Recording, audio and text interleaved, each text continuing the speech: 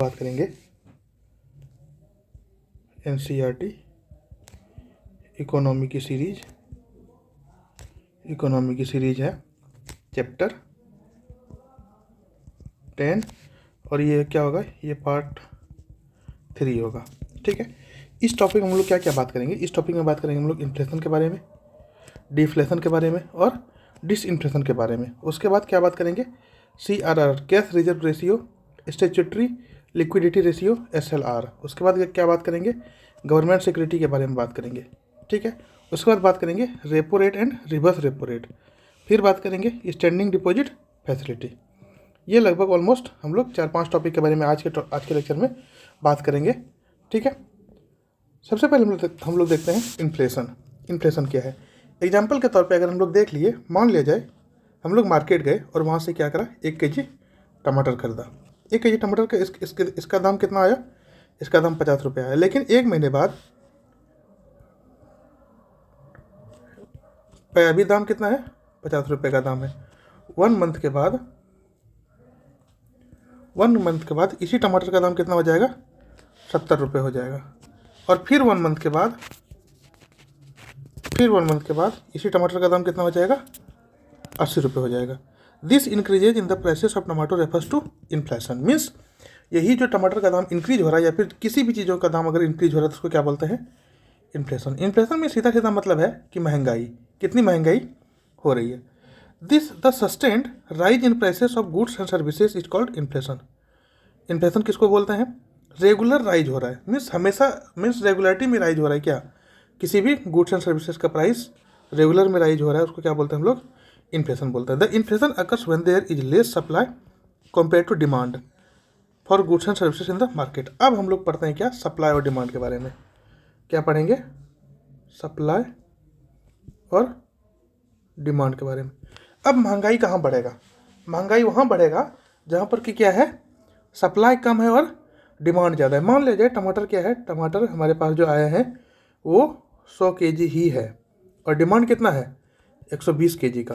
तो ये क्या हो गया, डिमांड ज़्यादा है और सप्लाई कम है। जब डिमांड ज़्यादा है और सप्लाई कम है तो क्या करेगा, जो भी वेंडर है या फिर जो भी लोकल मार्केट है वो क्या करेगा, इन चीज़ों का दाम बढ़ा देगा, इन चीज़ों का क्या करेगा, प्राइस को इंक्रीज कर दिया। और जब ये प्राइस इंक्रीज हो गया तो क्या होगा, ऑब्वियस सी बात है कि जिसको 1 kg खरीदना था वो क्या करेगा, आधा kg खरीदेगा।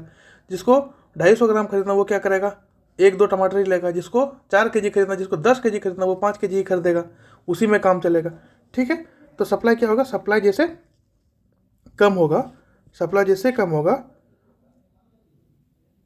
होगा और डिमांड बढ़ेगा तो यहाँ क्या होगा, यहाँ इन्फ्लेशन होगा। मीन्स क्या होगा, इन्फ्लेशन कहने का मतलब क्या होगा, महंगाई होगा। ठीक है, उसके बाद क्या है, to control inflation in the market the RBI will lower demand in the market by decreasing the money supply in the.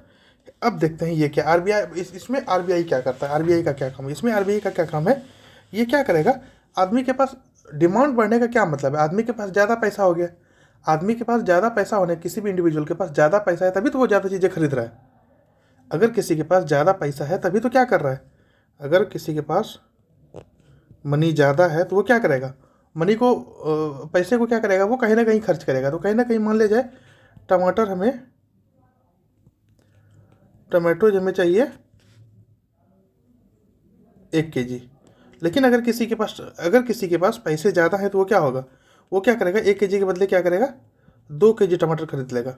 कोई भी अगर हम लोग अगर मार्केट जाते हैं, कभी कभी भी अगर लोकल मार्केट जाते हैं, अगर हमारे पास पैसे बच जाते हैं तो हम क्या करते हैं, उसके बदले में कुछ ना कुछ खरीद लेते हैं कि चलो ठीक है कुछ ना कुछ खरीद लेते हैं, वो बाद में काम ही आना है। लेकिन जैसे ही पैसे कम हुए तो क्या होगा, अगर जो डिमांड की भी चीज़ें हैं, जो हमें ज़रूरत भी है, और अगर पैसे कम है तो क्या करते हैं, उसमें कटौती कर देते हैं कि चलो ठीक है ये नहीं भी खरीदे तो काम चल जाएगा। तो वही क्या करेगा, जैसे ही इन्फ्लेशन बढ़ा मार्केट में तो क्या करेगा, RBI पैसे वहाँ से डिमांड के लिए, जैसे ही उसने क्या करा, मार्केट में पैसे को क्या कर दिया, डिक्रीज कर दिया। Bye decreasing the money supply, means पैसे का सप्लाई को ही क्या कर दिया, डिक्रीज कर दिया। और उससे क्या हो गया, इन्फ्लेशन कंट्रोल हो गया। उससे जब आदमी के पास पैसा ही नहीं होगा तो वो खरीदेगा क्या। ठीक है, तो उसके बाद क्या हो गया, उसके बाद चीज़ें कंट्रोल में आ गई। उसके बाद आते हैं डिफ्लेशन। डिफ्लेशन का क्या मतलब है, the opposite of inflation is termed as deflation. Inflation means महंगाई और डिफ्लेशन मीन्स महंगाई जो चीज़ें थी वो महंगाई थी और वो जो टमाटर हम लोग 80 रुपये में खरीद रहे थे, वो टमाटर अगर 40 रुपये में खरीदने लगे तो वो क्या हो गया, वो सस्ता हो गया। तो डिफ्लेशन का मतलब वो इन्फ्लेशन का क्या है, इन्फ्लेशन का अपोजिट है, उसको क्या बोलते हैं, डिफ्लेशन बोलते हैं। उसको क्या बोलते हैं, डिफ्लेशन बोलते हैं। Example, suppose you went to the market, अगर मार्केट गए 1 kg टमाटर खरीदने के लिए जो कि 50 रुपये का है। नाउ आफ्टर 1 मंथ, 1 मंथ के बाद यही टमाटर क्या हो गया, उस टमाटर का क्या हो गया, अब उसका प्राइस क्या हो गया, 40 रुपये हो गया। और 1 मंथ के बाद क्या हो गया, उस टमाटर का दाम कितना हो गया, 30 रुपये हो गया। This decrease in the price of tomato refers to inflation. यही इन्फ्लेशन नहीं होगा, सॉरी, यहाँ पर डिफ्लेशन होगा। यहाँ पर क्या होगा, इन्फ्लेशन नहीं होगा, क्या होगा, यहाँ डिफ्लेशन होगा।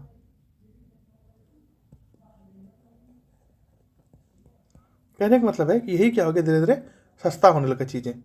The sustain decline in prices means लगातार डिक्लाइन, किसी भी गुड्स एंड सर्विसेज का प्राइसेस क्या होगा, डिक्लाइन की तरफ आएगा, तो वो क्या, उसको क्या बोलते हैं हम लोग, डिफ्लेशन बोलते हैं।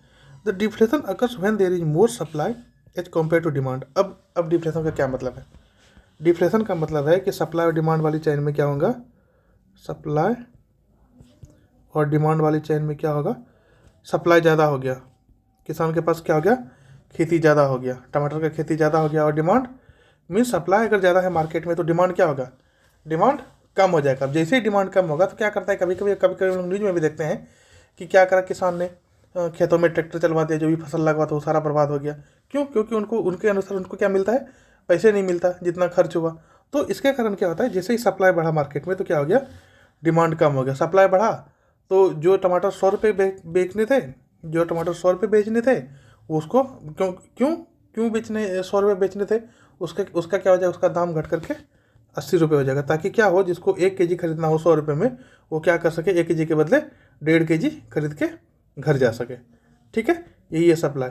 अब क्या होगा, अब जैसे ही क्या होगा, अब जैसे ही लोगों का सप्लाई बढ़ा और डिमांड कम हो, तो RBI अब क्या करेगा, to control deflation in the market the RBI will increase demand in the market by increasing the money supply. क्यों, पैसे लोगों के पास क्या हो गया, पैसे का लोगों के पास कमी आ गया, पैसे लोगों के पास कमी होगा तो वो क्या करेगा, RBI क्या करेगा, मनी सप्लाई को बढ़ा देगा। जैसे ही डिमांड बढ़ा, सप्लाई ज़्यादा हुआ तो क्या हो गया, सप्लाई, किसी भी चीज़ों का अगर सप्लाई ज़्यादा हुआ तो क्या होगा, वो डिमांड कम हो गया। अब जब डिमांड कम हो गया तो डिमांड कम होने का मतलब है कि वो क्या करेगा, लोगों के पास पैसे नहीं है, लोगों के पास जब पैसे नहीं है तो वो क्या करेगा, वो गवर्नमेंट क्या करेगा, RBI क्या करेगा, मनी सप्लाई को बढ़ा दिया मार्केट में, और क्या होगा, उस डिफ्लेशन को क्या कर दिया, डिफ्लेशन को कम कर दिया। मनी सप्लाई, जैसे ही लोगों के पास पैसे आया, लोगों के पास जैसे पैसे आएगा, लोगों के पास जैसे मनी इंक्रीज हुआ, जैसे ही मनी इंक्रीज हुआ तो वो क्या करेगा, वो 80 रुपये के टमाटर जहाँ एक kg खरीदने थे, वहाँ वो 2 kg खरीद के घर जाए, क्योंकि पैसे उनके पास काफ़ी आ गया। ठीक है, यही क्या करता है, कंट्रोल करता है किसको, डिफ्लेशन को। इसी तरह से डिफ्लेशन को कंट्रोल करेगा कौन, RBI। अब डिसइन्फ्लेशन क्या है, suppose you went to the market to buy 1 kg of tomato which worth 50 rupees. अगर हम लोग मार्केट गए और वहाँ क्या करना, 1 kg टमाटर खरीदना है, वो कितने का, 50 रुपये का। नाउ आफ्टर 1 मंथ, 1 मंथ के बाद यही अगेन कितना हो गया, इस टमाटर को 100 रुपये का हो गया 1 महीने के बाद। लेकिन the percentage increase in the price of tomato is 100%। अब कहने का मतलब है, पहले महीने गए, पहला दिन गए, पहला महीना गए तो 50 रुपये का दाम था टमाटर का, और जैसे ही हम दूसरा महीना गए, दूसरा महीना उसी टमाटर का दाम क्या हो गया, उसी टमाटर का दाम बढ़ के 100 रुपये पर kg हो गया। अब कहने का मतलब है कि अब हम कैसे निकालेंगे कितना राइज हुआ, कितना इंक्रीज हुआ परसेंटेज में, तो क्या करेंगे, final value minus initial value into 100। हमें अगर परसेंटेज निकालना हो कि कितना बढ़ा है तो ये फार्मूला है। फाइनल वैल्यू कितना था, फाइनल वैल्यू कितना हो गया, 100 रुपये माइनस इनिशियल वैल्यू कितना था, 50, और उसके बाद बाय इनिशियल वैल्यू 50 इंटू 100, ये क्या निकल जाएगा आपका, परसेंटेज, ये क्या निकल जाएगा, परसेंटेज इंक्रीज। तो 100 में 50 का कितना बचा, 100 में 50 क्या हो गया आपका 50/50 इंटू 100, इस जगह क्या हो गया 1, और ये टोटल कितना हो जाएगा 100%। मीन्स क्या हो गया, वो 100% इंक्रीज हो गया, 100% इंक्रीज हो गया। अगेन आफ्टर द मंथ, 1 महीने बाद क्या हो गया, उसी टमाटर का प्राइस कितना हो गया, 120 रुपये हो गया। अब कहने का मतलब है, पहले कितना था, पहले था 100 रुपये, उसके बाद बढ़ करके कितना हो गया 120 रुपया। अब इसमें देखते हैं कि कितना परसेंटेज इंक्रीज हुआ प्राइस का, कितना परसेंटेज इंक्रीज हुआ। महंगाई तो हुआ है, ठीक है, 100 रुपये से 120 रुपये हुआ है, लेकिन परसेंटेज कितना इंक्रीज हुआ, तो फाइनल वैल्यू कितना है 120 माइनस इनिशियल वैल्यू कितना है 100 रुपये बटे initial value 100 into 100, that means 20/100 into 100, that means कितना हो गया ये हो गया आपका 20%।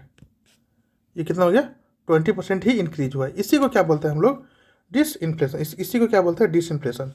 Means now the percentage increase in the price of tomato is 20%। अब जो परसेंटेज इंक्रीज हुआ है टमाटो के प्राइस में मात्र 20% का हुआ है। Here the price of tomato are increasing. Tomato का प्राइस इंक्रीज तो हो रहा है, लेकिन क्या हो रहा है but the rate of increases in prices of tomato is decreasing. लेकिन पहले क्या हो रहा था, पहले 100% से रेट इंक्रीज हो रहा था, लेकिन अब क्या हो रहा है, अब वो 20% से रेट इंक्रीज हो रहा है। मीन्स पहले क्या था 50 था पहले, फिर 100 हुआ, यहाँ पर कितना बढ़ गया, यहाँ ऑलमोस्ट आपका 100% हो गया, 100% के इंक्रीज से हो रहा है। यहाँ पर क्या हो गया, यहाँ पर 20% इंक्रीज। मीन्स ये इंक्रीजिंग रेट क्या हो रहा है, इंक्रीजिंग रेट घट रहा है ना। पहले 100% इंक्रीज हो रहा था, अब कितने से इंक्रीज हो रहा है 20% से इंक्रीज हो रहा है। तो इंक्रीजिंग रेट घट रहा है, इसी को क्या बोलते हैं disinflation. Here the prices of tomato increasing but the rate of increasing in the prices of tomato is decreasing from 100 to 20%। 100% से कितना घट के हो गया 20% हो गया। This reduction in the rate of increase in the price of tomato refers to disinflation. इसी को क्या बोलते हैं हम लोग डिसइन्फ्लेशन बोलते हैं। Inflation where in the increase in prices reduced with the time is called disinflation. जहाँ पर प्राइस क्या हो रहा है रिड्यूस हो रहा है टाइम के साथ, उसको क्या बोलते हैं डिसइन्फ्लेशन बोलते हैं। कोई डाउट है इन्फ्लेशन, डिफ्लेशन और डिसइन्फ्लेशन में? अगर कोई डाउट है प्लीज़ कमेंट। ठीक है, अब आते हैं हम लोग CRR, cash reserve ratio. Cash reserve ratio क्या है, मान लिया जाए कोई कस्टमर है, उसने क्या करा, उसके पास 100 करोड़ है, उसको जमा कराया कहाँ, बैंक में। जब बैंक में जमा कराया तो क्या करा, बैंक में जब 100 करोड़ जमा कराया तो अब बैंक को रेगुलेट कौन कर रहा है, RBI रेगुलेट कर रहा है। अब RBI क्या बोल रहा है कि इस 100 करोड़ में से हमें क्या चाहिए 4% CRR चाहिए, मीन्स कैश रिजर्व रेशियो चाहिए। मीन्स इसमें से 4 करोड़ क्या किया इसने, 4 करोड़ किसने रख लिया, RBI ने रख लिया। सपोज ए बैंक है डिपॉजिट ऑफ 100 करोड़। सपोज मान लिया जाए एक बैंक के पास डिपॉजिट 100 करोड़ है। अब now it can not give the whole amount as a loan to firm और इंडिविजुअल्स। अब वो क्या कर सकता है, वो बैंक पूरा अपना अमाउंट को लोन में नहीं दे सकता किसी भी कंपनी को या फिर किसी भी इंडिविजुअल को। It needs to keep a certain percentage of deposit. उनको क्या, उस बैंक को क्या चाहिए, कुछ परसेंटेज ऑफ डिपॉजिट कहाँ रखना है, RBI में रखना है। जैसे कि 4% अगर रख दिए डिपॉजिट का तो 4 करोड़ हो गया। 100 करोड़ में से अगर 4% रख दिए तो 4 करोड़ क्या कहाँ रखना पड़ेगा, RBI में रखना पड़ेगा। Here the percentage of deposit that is kept with the RBI by the bank refers to CRR। यही जो परसेंटेज ऑफ डिपॉजिट रखना पड़ता है RBI में बैंक के द्वारा, उसी को क्या बोलते हैं CRR बोलते हैं, कैश रिजर्व रेशियो बोलते हैं। CRR refers to the specified portion of deposits that a bank has to keep with the Reserve Bank of India।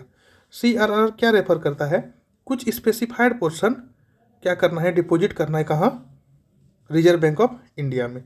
Other words में अगर देखें, the percentage of cash required to kept in reserve against the bank total deposit is called the CRR। इसमें क्या है, दूसरे word में क्या देख सकते हैं कि जो परसेंटेज कैश का, मीन्स हमें CRR क्या है, CRR में हमें क्या चाहिए, हमें कैश चाहिए, मीन्स कैश ही डिपॉजिट करना पड़ेगा, कैश ही डिपॉजिट करना पड़ेगा।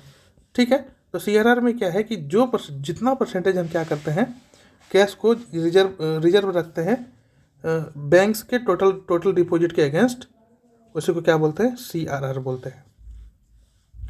The CRR has to be in the form of cash only.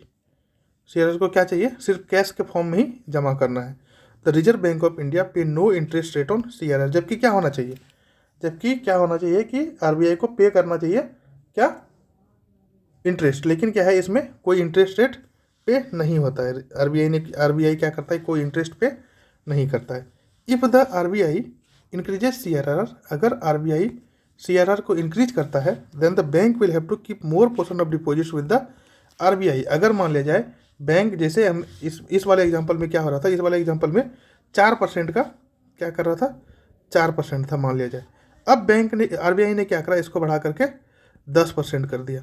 10% कर दिया तो जहाँ अगर 100 करोड़ है तो 100 करोड़ का 10% क्या हो जाएगा, 10 करोड़। अब 10 करोड़ को क्या करना पड़ेगा, RBI के पास डिपॉजिट करना पड़ेगा।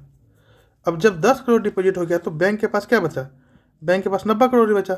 अब इसी 90 करोड़ में उसको क्या करना है, लोन देना है इंडिविजुअल या किसी फर्म को, ठीक है। लेकिन अब इसके पास 6 करोड़ तो कम हो गया।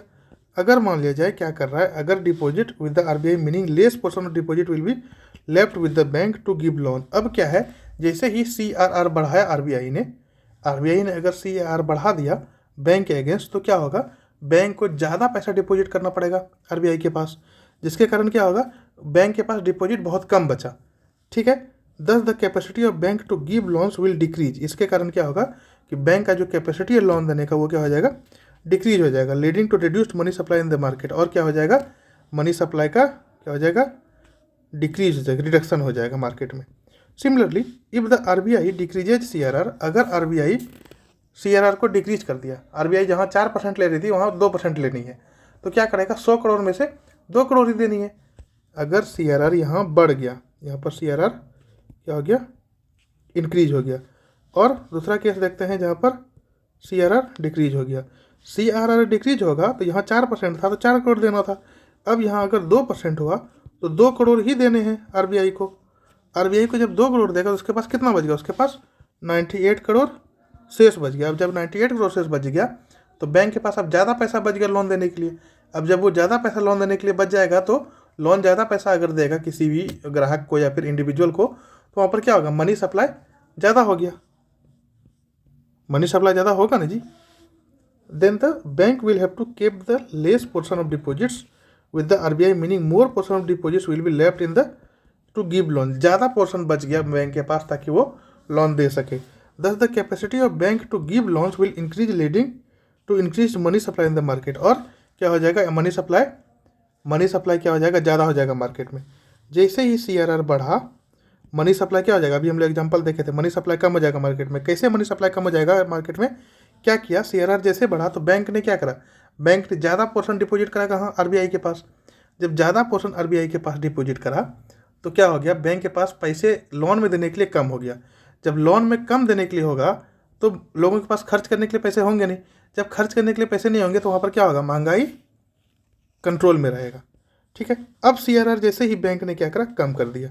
CRR कम करा तो मनी सप्लाई जो मार्केट में हो वो कम हो, वो ज़्यादा हो गया।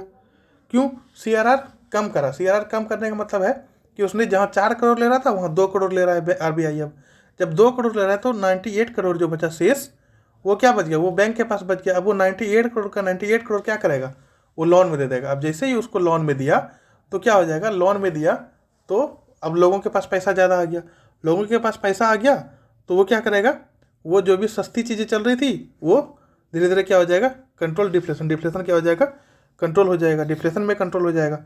मीन्स जैसे ही लोगों के पास पैसा आया तो वो क्या करना पड़ेगा, वो हर चीज़ को खरीदेगा, ज़्यादा से ज़्यादा चीज़ों को खरीदेगा क्योंकि उनके पास पैसा ज़्यादा है, ठीक है। और वहाँ पर क्या हो जाएगा, कंट्रोल, डिफ्लेशन। मीन्स जो भी सस्ता चीज़ें था वो धीरे धीरे क्या हो जाएगा, धीरे धीरे महंगा होना शुरू हो जाएगा। लोगों के पास पैसा ही ज़्यादा तो वो ज़्यादा चीज़ों को खरीदेगा। अब आते हैं हम लोग SLR पे। SLR क्या है, statutory liquidity ratio. Statutory liquidity ratio और SLR is minimum percentage of deposits that a commercial bank has to maintain in the form of cash, gold and securities. SLR क्या है, SLR वो चीज़ें हैं कि बैंक को क्या होना चाहिए, सब चीज़ें, मान लिया जाए अगर हमारे पास बैंक के डिपॉजिट के पास 100 करोड़ है तो वो क्या करेगा, वो 100 करोड़ में अगर 4% दे भी दिया आरबीआई को तो कितना बच गया, 96 करोड़ बच गया। अब 96 करोड़ को वो पूरा का पूरा लोन नहीं दे सकता किसी भी इंडिविजुअल या किसी भी फर्म को। उसमें से 96 करोड़ में क्या करेगा, वो कुछ परसेंटेज, मिनिमम परसेंटेज अपने पास रखेगा। किस फॉर्म में, कैश के फॉर्म में रख सकता है, गोल्ड के फॉर्म में रख सकता है या फिर सिक्योरिटीज के फॉर्म में रख सकता है। इन तीनों के फॉर्म में क्या कर सकता है, बैंक अपने पास रख सकता है कुछ चीज़ों को, ठीक है। It is basically the reserve requirement that bank are expected to keep before offering credit to customer। ये क्या है, ये रिजर्व रिक्वायरमेंट है ताकि बैंक के पास रहे, ताकि जिसका भी डिपॉजिट है, मान ले जाए किसने 100 करोड़ डिपॉजिट करा दिया। अब डिपॉजिट करा देने का मतलब यही है कि डिपॉजिट तो हो गया। अब जब डिपॉजिट हो गया तो अब कभी भी तो ज़रूरत पड़ सकता है पैसे का जब ज़रूरत पड़ गया, अब बैंक के पास है ही नहीं, बैंक ने अगर सारे पैसे लगा दिए लोन पे तो बैंक के पास तो पैसे बचे नहीं। अब जब बैंक के पास पैसे नहीं बचे तो वो अगर मान लिया जाए वो डिपॉजिट करने वाला आ गया कि हमें पैसे चाहिए तो वो कहाँ से देगा। इसी चक्कर में क्या करता है बैंक कुछ पैसे को क्या करता है अपने पास रखता है, किस फॉर्म में, कैश के फॉर्म में रखता है, लोन के फॉर्म में रखता है या फिर सिक्योरिटीज के फॉर्म में रखता है, ताकि जैसे ही कोई पैसे मांगने आए तो क्या करे उसको तुरंत के तुरंत हाथों हाथ चीज़ें दे दे, उसको इंतजार करने की कोई ज़रूरत नहीं पड़ेगा। ठीक है, these are not reserve with the reserve bank of India, इसको आरबीआई में नहीं रखते, बट विद बैंक देमसेल्फ, इसको क्या कहाँ रखते हैं, बैंक में रखते हैं इसको। आरबीआई को इन पैसे से कोई मतलब नहीं है, ये बैंक में रहता है। The SLR is fixed by RBI के द्वारा SLR फिक्स्ड किया जाता है कि आपको इतना पैसा ही रखना पड़ेगा बैंक में या इतना परसेंटेज ही रखना पड़ेगा। The bank earn interest on the SLR, और बैंक क्या करता है, इंटरेस्ट अर्न करता है इस SLR पे। If the RBI increases SLR, अगर आरबीआई SLR को इंक्रीज करा, then the bank will have to keep more portion of deposits with themselves, meaning less portion of deposits will be left to bank to give loans। अब देखिए, अब RBI ने क्या करा, यहाँ पे देखते हैं, अगर आरबीआई ने SLR बढ़ा दिया, SLR बढ़ाने का क्या मतलब है कि डिपॉजिट हमें ज़्यादा रखना पड़ेगा बैंक के पास, मीन्स बैंक के पास क्या होगा, डिपॉजिट ज़्यादा रखना पड़ेगा। अब जैसे ही डिपॉजिट ज़्यादा रखा तो बैंक क्या करेगा, लोन नहीं दे पाएगा मार्केट में। जब लोन नहीं दे पाएगा मार्केट में, मनी सप्लाई कम हो जाएगा। लोन क्या हो गया, लोन नहीं दिया, जब लोन नहीं देगा तो मनी सप्लाई क्या हो जाएगा, मार्केट में कम हो जाएगा। और मनी सप्लाई जैसे कम हुआ तो क्या हो गया, महंगाई कंट्रोल में आ गया, पैसे है इन लोगों के पास, खरीदेगा क्या, ठीक है, तो महंगाई क्या हो गया, कंट्रोल में आ गया। पैसे लोगों के पास, जब पैसे ही नहीं है तो महंगाई कहाँ से आएगा, मीन्स महंगाई मीन्स जो 100 रुपये का था वो 120 रुपये कैसे होगा, 120 रुपये लोगों के पास है ही नहीं है, तो वो क्या करेगा, वो उन चीज़ों को खरीदेगा ही नहीं।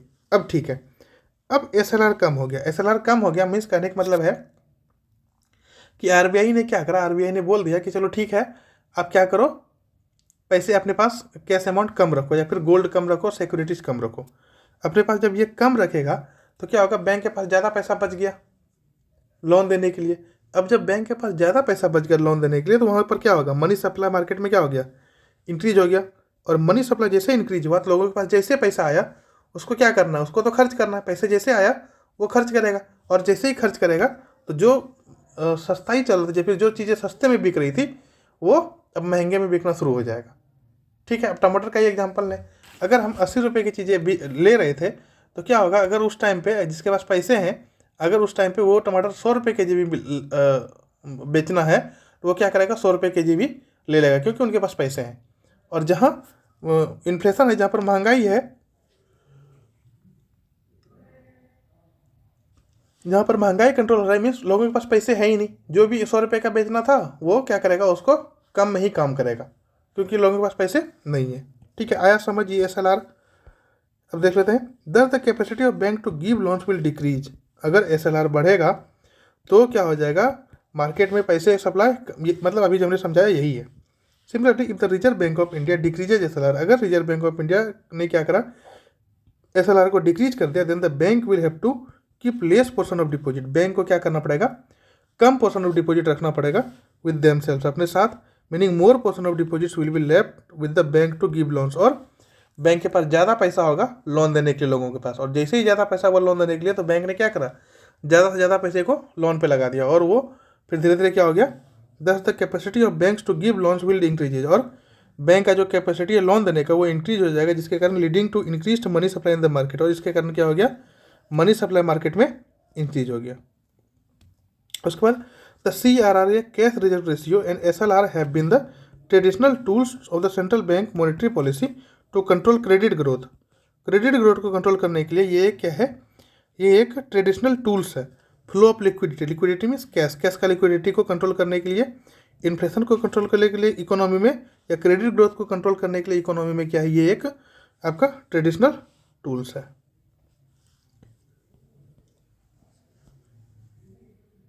अब हम लोग आते हैं गवर्नमेंट सिक्योरिटीज। गवर्नमेंट सिक्योरिटीज क्या है, एक government security is a tradable instrument issued by the central government और द स्टेट गवर्नमेंट। ये एक क्या है, ट्रेडेबल इंस्ट्रूमेंट है। मान लिया जाए ये क्या है, ये कागज़ का टुकड़ा है, कागज़ के टुकड़े में क्या लिखा है, ये 100 रुपये लिखा हुआ है, उसमें रेट लिखा हुआ है 10% और टाइम लिखा हुआ है 1 ईयर। ठीक है, it is certified that usually mention the principal amount, principal amount ये हो गया, और loan to be raise means कितना रेज करना है, इंटरेस्ट रेट लिखा हुआ है, और मेच्योरिटी डेट मीन्स कब तक ये इसका मैच्योरिटी है। अब क्या करा, अब इस सिक्योरिटीज को क्या करा इन्होंने आरबीआई ने क्या करा, आरबीआई ने इसको रेज किया। क्या रेज किया कि 100 रुपये देने पड़ेंगे 1 साल के लिए और उसका इंटरेस्ट रेट कितना होगा, 10 रुपये। अब मान लीजिए मैं हूँ यहाँ, ठीक है, मैंने क्या करा, इन चीज़ों को खरीद लिया। कितने में, 100 रुपये दे करके हमने क्या करा, गवर्नमेंट से इन चीज़ों को खरीद लिया। अब जैसे ही साल पूरा हुआ, अब गवर्नमेंट ने क्या करा, इन चीज़ों का डिमांड कर दिया कि ठीक है भाई, आपको जो हमने ये सिक्योरिटीज दिया था उस सिक्योरिटीज का आप हमें रिटर्न कर दो। तो अब रिटर्न करने के लिए क्या पड़ेगा, गवर्नमेंट ने क्या करेगा, गवर्नमेंट को क्या करना होगा कि ये 100 रुपये जो दिया इसके साथ साथ क्या करना पड़ेगा, प्रिंसिपल के साथ इसका क्या करना पड़ेगा, इंटरेस्ट भी देना पड़ेगा। प्रिंसिपल के साथ इंटरेस्ट देना पड़ेगा किसको, मेरे को, ताकि क्या हो, वो चीज़ें फिर से क्या हो जाए, सिक्योरिटी गवर्नमेंट के पास है। क्योंकि हमने ये 100 रुपये तो दे दिए, हमने 100 रुपये जो दे दिए उसका इंटरेस्ट तो कुछ आना चाहिए मेरे पास। तो वो इंटरेस्ट कौन देगा, यही कागज़ का टुकड़ा देगा। क्योंकि उस कागज़ के टुकड़े में क्या लिखा हुआ है, प्रिंसिपल अमाउंट इतना होगा, रेट 10% के अनुसार मिलेगा और टाइम 1 साल के बाद वो क्या कर सकता है, आरबीआई वो ले सकता है अपना सिक्योरिटी, और लेने के बाद क्या करेगा, उनको पे करना पड़ेगा। एक तो प्रिंसिपल अमाउंट पे ही करना पड़ेगा, उसके साथ साथ उनको इंटरेस्ट भी पे करना पड़ेगा जिनसे उनसे लिया है। On the date of maturity the government promises to pay back the principal amount along with the interest rate. जिस दिन मेच्योरिटी हो गया, 1 साल में अगर उसका टाइम दिया हुआ है, तो 1 साल के बाद क्या कर सकता है, वो अपने पैसे को ले सकता है। अपने पैसे को क्या कर सकता है, अपने पैसे को, मान लीजिए अब मेरा मन हो गया कि हमें लेना है 1 साल में, वो 100 रुपये हमें लेना है, तो क्या करेंगे, हम उस गवर्नमेंट सिक्योरिटीज को जमा कर देंगे आरबीआई में, और उसका जो भी इंटरेस्ट निकलेगा वो आरबीआई हमें प्रिंसिपल के साथ इंटरेस्ट भी हमें दे देगा। आया समझ गवर्नमेंट सिक्योरिटी? अगर नहीं आया समझ में तो आप पूछ सकते हैं, कोई भी डाउट हो तो, ठीक है। उसके बाद आ जाते हैं हम लोग रेपो रेट पे। रेपो रेट क्या है? It is the interest rate at which Reserve bank of India gives loans to the bank against the collateral of government security except for government securities kept in the form of SLR। Means कहने का मतलब क्या है, ये interest rate है जिसपे कि RBI क्या करता है, लोन देता है बैंक को। बैंक को क्या किया, लोन दिया। कहने का मतलब है कि अगर ये रेपो रेट क्या है, रेपो रेट क्या करता है, आरबीआई क्या करा, आरबीआई लोन दिया किसको, बैंक को, किसके against, government securities with repurchasing agreement. Means क्या हो सकता है, वो गवर्नमेंट सिक्योरिटीज के साथ साथ, मान लिया जाए क्या करा, गवर्नमेंट ने लोन दिया किसको, बैंक को।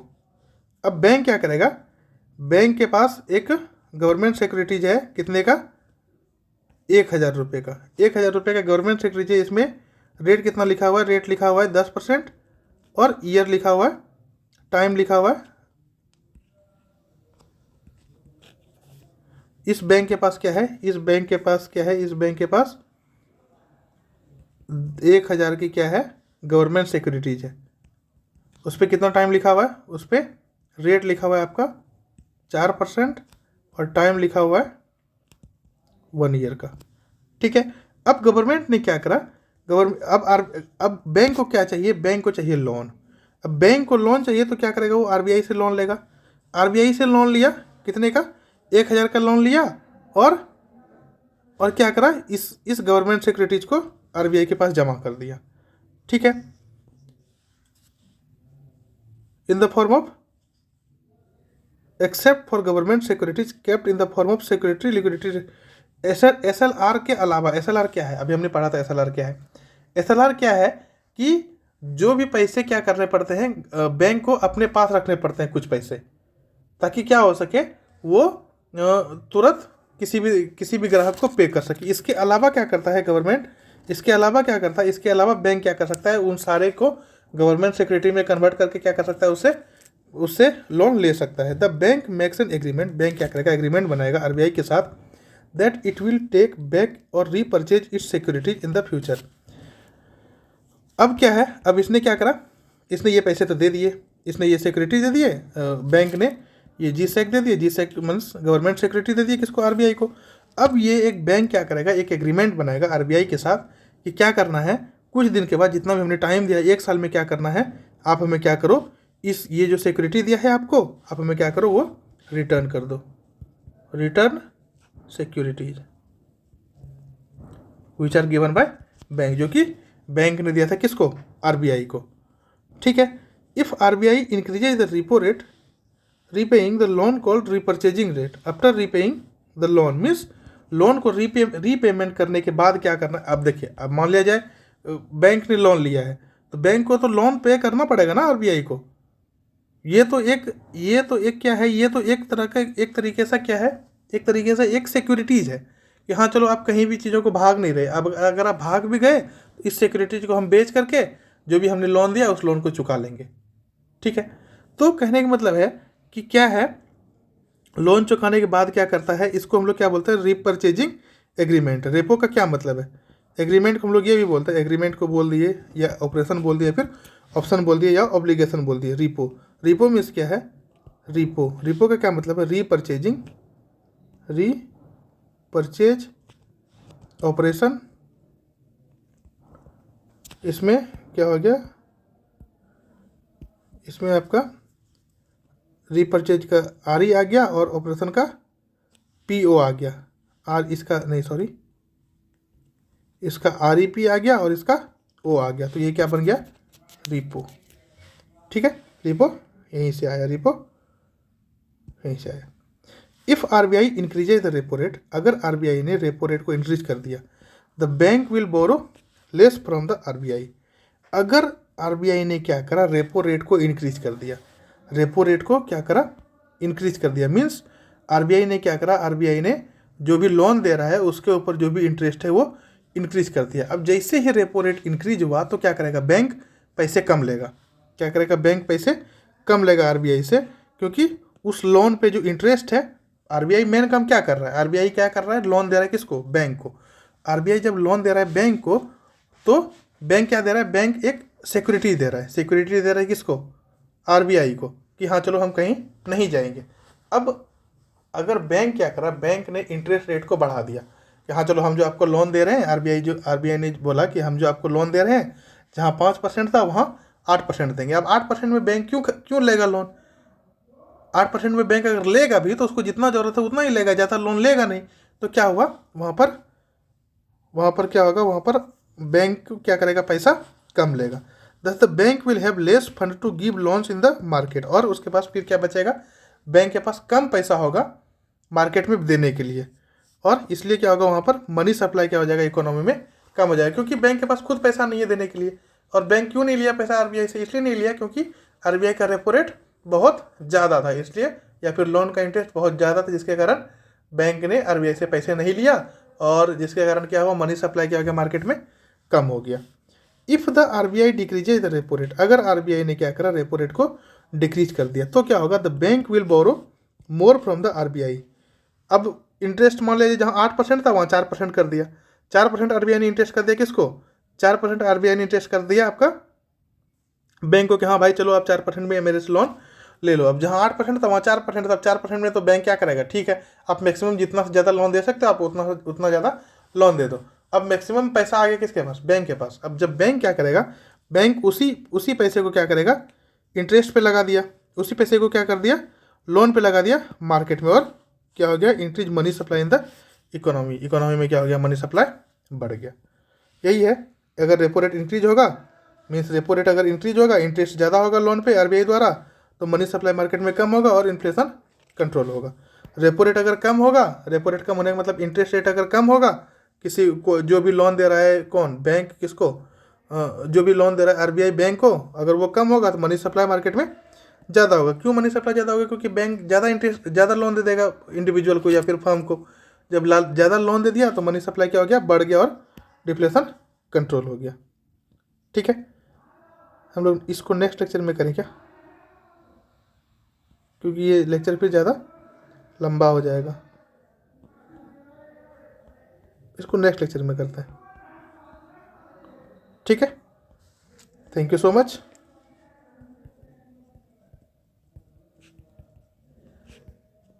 Thank you so much, take care, good bye, जय हिंद, जय भारत। अब नेक्स्ट लेक्चर में देखेंगे रिवर्स रेपो रेट, उसके बाद और नेक्स्ट टॉपिक का जो लेक्चर है रिवर्स रेपो रेट, एसडीएफ देखेंगे, स्टैंडिंग डिपॉजिट फैसिलिटी, और उसके बाद पार्ट 4 का जो टॉपिक था क्या क्या, open market operation, monetary policy committee, money supply, quantitative tools of RBI और क्वालिटेटिव टूल्स ऑफ आरबीआई। ठीक है, तब तक के लिए स्टे ट्यून्ड। जय हिंद, जय भारत, बाय बाय।